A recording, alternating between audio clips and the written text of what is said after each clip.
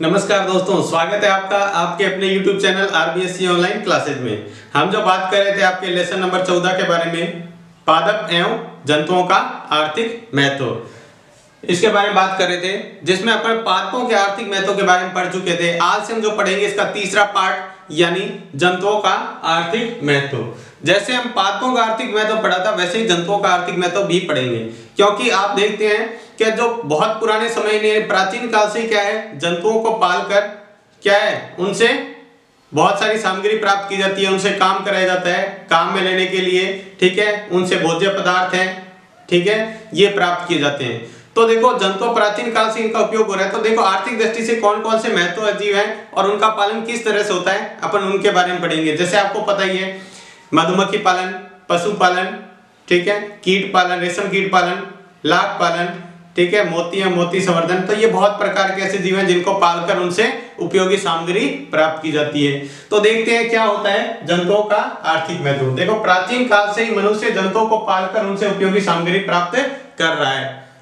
पुराने समय में से ही ऐसा किया जा रहा है, ठीक है। इनमें जैसे कौन कौन सा है, मधुमक्खी पालन, रेशम कीट पालन, लाख कीट संवर्धन, मोती मुक्ता संवर्धन, परवाल एवं परवाल भित्तियां, मछली एवं पशुपालन, ये महत्वपूर्ण है। तो इनको एक एक के बारे में अपन इसकी जानकारी भी प्राप्त करेंगे। तो सबसे पहले अपन देखते हैं मधुमक्खी पालन के बारे में, यानी मधुमक्खी पालन कैसे होता है और इनके क्या क्या उत्पाद अपने को प्राप्त होते हैं। तो देखो, मधुमक्खी पालन दो तरह से लाभ होते हैं अपने मधुमक्खी पालन के। मधुमक्खी पालन में क्या है, दो तरह के, एक तो मधुमक्खी पालन से शहद और मधुमोम तो प्राप्त होता ही होता है, साथ में एक और अपने बहुत ही महत्वपूर्ण भूमिका निभाता है मधुमक्खी पालन में, पौधों में परागण कराने का। पौधों में परागण का मतलब क्या होता है, पुष्पों में यानी फूलों में परागण कराता है। आपने पढ़ा होगा, एक तो होता है पर परागण और एक होता है स्व परागण। देखो, स्व परागण क्या होता है, जो तो फूलों में अपने आप परागण हो जाता है, अपने बात की होती है। एक होता है, जैसे ये फूल है, ठीक है, ये दो तो पुंकेसर और स्त्री केसर एक ही फूल में होते हैं, तो परागण अपने आप हो जाता है। लेकिन जो पर परागण होता है, मतलब दूसरों के द्वारा परागण होता है, ठीक है, जो परागण छोटे छोटे कीट, मक्खी होगी, ठीक है, चींटियां होगी, मधुमक्खी होगी, ठीक है, इनसे हवा से और इनसे परागण होता है। तो ये मधुमक्खियां क्या है, एक फूल के ऊपर बैठकर दूसरे फूल के ऊपर बैठती है। जैसे मान लो यहाँ पर इस फूल पर बैठी है, फिर इधर ये दूसरा फूल है, उसके ऊपर जाके बैठेगी, तो वहां से क्या होगा, उसके पैरों से जो परागण के कण हैं वो चिपक कर वहां चले जाएंगे और उसमें क्या हो जाएगा, निषेचन होगा और वापस में अच्छी फसल पैदावार होती है, जिससे बीज का निर्माण होता है और अच्छी फसल होती है। तो परागण का मतलब होता है एक फूल के कणों से, वहां से पैरों से और उसके कण लग के दूसरे फूल पर जाके बैठते हैं, तो उनमें क्या होता है, निषेचन होता है और जिससे क्या होते हैं, बीज बनते हैं, तो जिससे फसल की पैदावार भी अच्छी होती है। तो एक तो फायदा ये हो गया, और साथ में पर उससे अलग अलग उत्पाद तो प्राप्त कर ही रहे हैं। तो मधुमक्खी पालन से पादपों में परागण की क्रिया तेजी से होती है, जिससे फसल क्या होती है, बहुत अच्छी होती है, फसल की वृद्धि में उत्पादन अच्छा होता है, अच्छी फसल का उत्पादन होता है, तो उससे ये फायदा है। दूसरा क्या है, इनसे शहद और मधुमोम क्या प्राप्त किया जाता है, शहद और मधुमोम, यानी मधुमक्खियों से जो मोम, उसके छत्ते से मोम भी प्राप्त होता है। शहद तो प्राप्त होता ही होता है, साथ में मोम भी होता है, उसको मधुमोम कहते हैं। मधुमक्खियों से प्राप्त मोम को मधुमोम कहते हैं, ठीक है। शुद्ध शहद का उपयोग परिरक्षक के रूप में किया जाता है। परिरक्षक का मतलब क्या होता है, ये आपको ये तो पता ही होगा, शहद एकमात्र ऐसा पदार्थ है जो हजारों सालों तक खराब नहीं होता। अपन देखते हैं, अगर शहद है तो वो हजारों सालों तक खराब भी नहीं होता, वैसा का वैसा ही पड़ा रहता है। तो इसका उपयोग किसमें किया जाता है, शुद्ध शहद का परिरक्षक, यानी किसी चीज को जल्दी से खराब होने से बचाने के लिए। अगर कोई चीज अपना, जैसे अचार वगैरह होते हैं, खराब होने से बचाने के लिए, तो और भी ऐसे बहुत सारे पदार्थ हैं, उनको खराब होने से बचाने के लिए शहद का उपयोग किया जाता है। और शहद का उपयोग और किसमें होता है, कई तरह की दवाइयों में भी होता है, कई तरह की दवाइयों में भी इसका उपयोग होता है। मधुमक्खी के छत्ते में 3 प्रकार की मधुमक्खियां पाई जाती है। मधुमक्खी के एक छत्ते में कितनी होती है, 3 अलग अलग तरह की मधुमक्खियां होती है। एक तो होती है रानी मक्खी, दूसरी होती है नर, और तीसरा होता है श्रमिक। रानी मक्खी होती है जो एक छत्ते के अंदर एक ही होती है, पूरे छत्ते का एक, जिसे कहते हैं हेड ऑफ कह सकते हैं उस छत्ते का, तो वो क्या होती है, एक ही होती है, जिसका काम क्या होता है, अंडे देना। पूरे छत्ते की एक ही होती है और वो क्या करती है, सिर्फ अंडे देने का काम करती है। और होते हैं नर। नर क्या करते हैं, रानी मक्खी का गर्भदान करते हैं, यानी उस रानी मक्खी से क्या करते हैं, क्रॉस करवाकर उसके अंडे का गर्भदान करवाते हैं रानी मक्खी के अंदर, ठीक है। और ये क्या करते हैं, एक छत्ते की रक्षा भी करते हैं। मान लो कहीं दूसरे से कोई बचाव करने का कार्य है तो इसे करेंगे। और तीसरा क्या है, श्रमिक। श्रमिक का क्या अंक होता है, मतलब मजदूर कह सकते हैं। ये फूलों से रस इकट्ठा करके शहद बनाती है, छत्ते के अंदर रस इकट्ठा करती रहती है और शहद बनाती रहती है। आजकल क्या है, नई तकनीक के अनुसार एक मतलब कृत्रिम रूप से छत्ते बना दिए जाते हैं, कृत्रिम छत्ते बनाकर उनमें मधुमक्खी पालन भी किया जा रहा है। तो वो भी एक अच्छा तरीका है, उसके ऊपर मोम लगाकर और उससे मधुमक्खी उसके ऊपर आकर बैठ जाती है और उससे शहद प्राप्त करना आसानी से होता है, बॉक्स बनाकर। तो ये है मधुमक्खी पालन के बारे में। मधुमक्खी पालन को देखो एपीकल्चर कहते हैं, पेपर में पूछ सकते हैं मधुमक्खी पालन का नाम, तो एपीकल्चर इसका नाम होता है। तो ये था मधुमक्खी पालन के बारे में।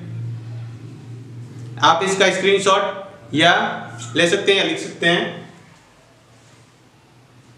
इसके बाद अपन देखते हैं दूसरा, रेशम कीट पालन। रेशम कीट पालन को क्या बोलते हैं, सेरीकल्चर। नाम याद रखना है, रेशम कीट पालन को क्या बोलते हैं, सेरीकल्चर। देखो रेशम कीट प्राप्त करने के लिए क्या जाता है, रेशम कीट का पालन करते हैं। रेशम प्राप्त करने के लिए क्या करते हैं, रेशम कीट का पालन करते हैं। सर्वप्रथम रेशम कीट से रेशम बनाने की प्रक्रिया से जो कपड़ा बनता था वो सबसे पहले कहां प्राप्त हुआ था, चीन में। यानी इसका सर्वप्रथम उत्पादन कहां हुआ था, रेशम से रेशम का कपड़ा बनाने का चीन में। और आज अपन देखते हैं इसके बहुत सारे कुटीर उद्योग, कुटीर मतलब बड़े बड़े उद्योग बने हुए हैं, जिसमें पहला स्थान चीन का, दूसरा जापान का और तीसरा अपना भारत का स्थान है। रेशम कीट से रेशम उत्पादन का तीसरा स्थान है अपने भारत का।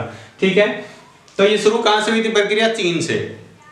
उसके बाद देखते हैं इसका रेशम कीट का जीवन परिचय और कैसे इससे रेशम प्राप्त होता है।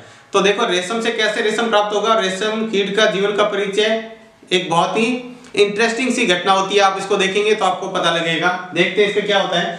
तो सबसे पहले देखते हैं रेशम कीट की प्रमुख जाति कौन सी है, बोम्बिक्स मोराई। बोम्बिक्स मोराई इसकी प्रमुख जाति है। ठीक है, और यह ऑर्थोपोडा संघ के, देखो इसका संघ कौन सा है, ऑर्थोपोडा। ठीक है, इंसेक्टा वर्ग के हैं। वर्ग कौन सा है, इंसेक्टा। और लेपिडोप्टेरा गण के सदस्य हैं। ध्यान रखना है, इसकी प्रमुख जाति कौन सी है, बोम्बिक्स मोराई। ये क्या होते हैं, ऑर्थोपोडा संघ के। संघ कौन सा है, ऑर्थोपोडा। वर्ग कौन सा है, इंसेक्टा। और लेपिडोप्टेरा गण के सदस्य होते हैं। ये जो रेशम के कीट होते हैं इस गण के सदस्य होते हैं। ठीक है, इनका पालन के लिए क्या किया जाता है, शहतूत के बाग लगाए जाते हैं। शहतूत की पत्तियां खाकर ये क्या करते हैं, अपना भोजन बनाते हैं। तो सबसे पहले आपको इनका पालन करने के लिए शहतूत के बाग लगाने पड़ते हैं। उसके बाद देखते हैं रेशम कीट के अंडज उत्पत्ति के बाद अंडे से लार्वा बाहर आता है। सबसे पहले अंडा होता है, रेशम कीट क्या देता है, अंडा। अंडे से क्या होता है, लार्वा बाहर आता है। ठीक है, लार्वा जिसे कैटरपिलर कहते हैं, उस लार्वे को क्या कहते हैं, कैटरपिलर। जो अंडे से बाहर आता है लार्वा, उसको क्या कहते हैं, कैटरपिलर। जब यह पूर्ण विकसित हो जाता है, लार्वे में एक जोड़ी लार ग्रंथि होती है। लार्वे में क्या होती है, एक जोड़ी लार ग्रंथि होती है, जिसे रेशम ग्रंथियां भी कहते हैं। उनको क्या कहते हैं, लार ग्रंथियों को क्या कहते हैं, रेशम ग्रंथियां भी कहते हैं। जब यह पूर्ण विकसित हो जाता है,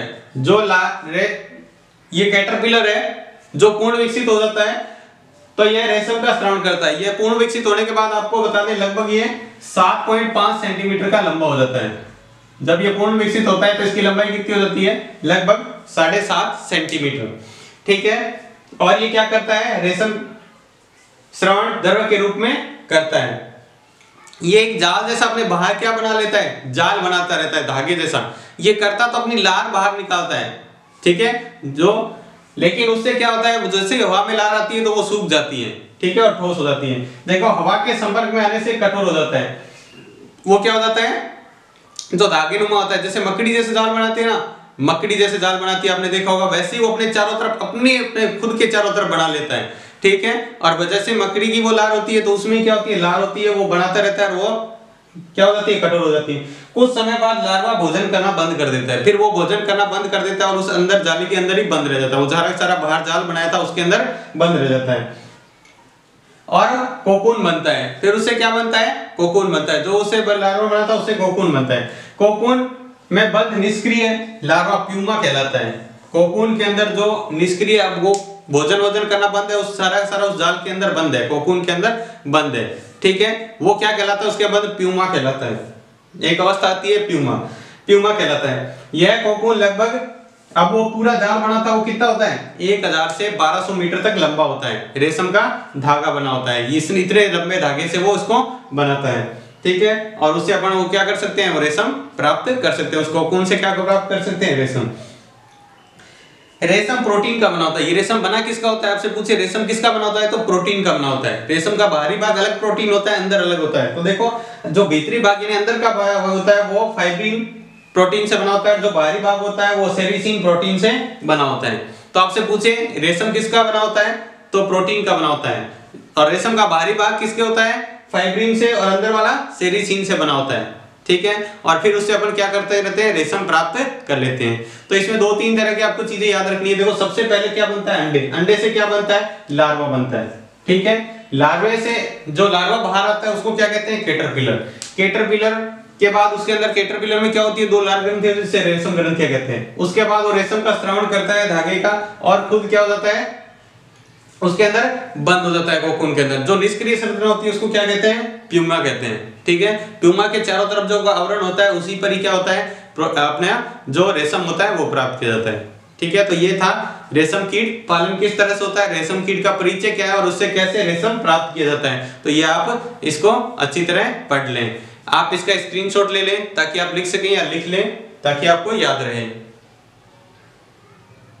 इसके बाद में अपन बात करते हैं, तीसरा है लाख कीट संवर्धन। लाख कीट क्या संवर्धन, लाख कीट संवर्धन यानी लाख के कीटों को व्यापारिक फायदे के लिए पालना क्या कहलाता है, लाख कीट संवर्धन। देखो लाख कीट होता क्या है, लाख कीट की लक्ष्य ग्रंथियों द्वारा स्त्रावित रेजिन युक्त रालदार पदार्थ को लाख कहते हैं। ये लाख का कीट होता है, वो क्या होता है, लक्ष्य ग्रंथियां, उनके अंदर ग्रंथियां होती है लक्ष्य ग्रंथियां। उन ग्रंथियों द्वारा क्या है, एक रेजिन युक्त क्या है, रालदार यानी गोंद जैसा एक पदार्थ स्रावित करता रहता है। ये गोंद होता है वैसे उस तरह का पदार्थ स्रावित करता रहता है, उसे क्या कहते हैं, लाख कहते हैं।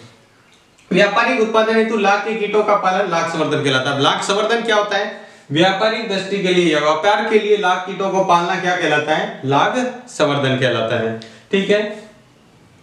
ये केवल लिम्फावस्था में ही क्या करते हैं, लाख का उत्पादन करते हैं। ये क्या करते हैं, देखो लाख होता क्या है, जैसे काफी पेड़ होते हैं, जैसे बेर का पेड़ हो गया, पीपल का पेड़ हो गया, इनके ऊपर टहनियों के ऊपर रहते हैं, और जो मुलायम टहनियां होती हैं उनका रस चूसते रहते हैं और लाख का उत्पादन करते रहते हैं। फिर धीरे धीरे लाख का जैसे जैसे उत्पादन होता है तो वो अपने शरीर को लाख के उत्पादन से ढक लेते हैं, और वो ढके हुए रहते हैं, और उस तरह से वो काफी लाख का उत्पादन करते रहते हैं, जिससे पेड़ की टहनी के ऊपर काफी मात्रा में लाख जमा हो जाता है। फिर उस लाख को अलग करके अपन लाख का काम में ले सकते हैं। तो देखो इसके बाद में भारत में अधिकांश भाग रंगीनी खेती से प्राप्त होता है। रंगीनी खेती मतलब जैसे नील की खेती वगैरह, जो रंगीनी खेती होती है उससे इसको प्राप्त किया जाता है, यानी रंगीनी खेती से इसको प्राप्त किया जाता है।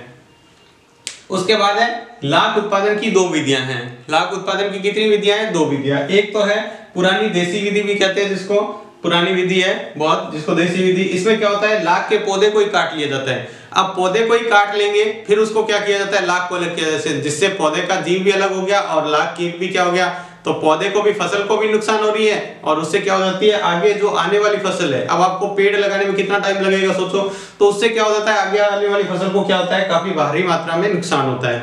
तो ये एक अवैज्ञानिक विधि भी कह सकते हैं, कोई फायदे वाली विधि नहीं है इतनी, लेकिन लाख तो प्राप्त कर सकते हैं, लेकिन अवैज्ञानिक विधि है। दूसरी है आधुनिक विधि। आधुनिक मतलब नई विधि है। इसमें लाख एक साथ नहीं निकालकर बारी बारी से निकाली जाती है। लाख को सारे को एक साथ नहीं निकालकर कुछ भागों में अलग, फिर कुछ देर में एक भाग में निकाल लिया, फिर वहां छोड़ दिया, वापस वहां उत्पन्न हो जाएगा, फिर दूसरे भाग में, तीसरे भाग में, इस तरह से निकाला जाता है, जिससे क्या होता है, आगे आने वाली फसल को ज्यादा नुकसान नहीं होता है। तो ये क्या है, काफी फायदेमंद विधि, और ये एक वैज्ञानिक तरीका है, उचित तरीका है लाख प्राप्त करने का। उसके बाद देखो भारतीय लाख अनुसंधान केंद्र रांची बिहार में एक लाख अनुसंधान केंद्र भी बना गया है रांची बिहार के अंदर, जिसका नाम है भारतीय लाख अनुसंधान केंद्र। आपसे पूछ सकते हैं लाख के लिए अनुसंधान केंद्र का नाम तथा कहां पर स्थित है, तो भारतीय लाख अनुसंधान केंद्र रांची बिहार के अंदर स्थित है। तो ये था लाख के खेती से लाख संवर्धन, यानी लाख से कैसे लाख प्राप्त किया जाता है। और आपको पता है लाख का उपयोग सबसे ज्यादा सुनाई होगा, लाख की चूड़ियां, तो चूड़ियां वगैरह, खिलौने वगैरह और कई तरह के उपयोग किए जाते हैं लाख का। तो ये है लाख संवर्धन। तो इसका भी आप स्क्रीनशॉट ले सकते हैं या लिख सकते हैं। तो आज की क्लास में बस इतना ही। अगर आपको क्लास अच्छी लगी है तो प्लीज लाइक और सब्सक्राइब करें। अगर आपको कोई सलाह या आपका कोई सुझाव हो तो हमें कमेंट बॉक्स में लिखकर जरूर भेजें और ज़्यादा से ज़्यादा लोगों को शेयर करें ताकि ज़्यादा से ज़्यादा बच्चे इसका फायदा उठा सकें। तो आज की क्लास में बस इतना ही। धन्यवाद।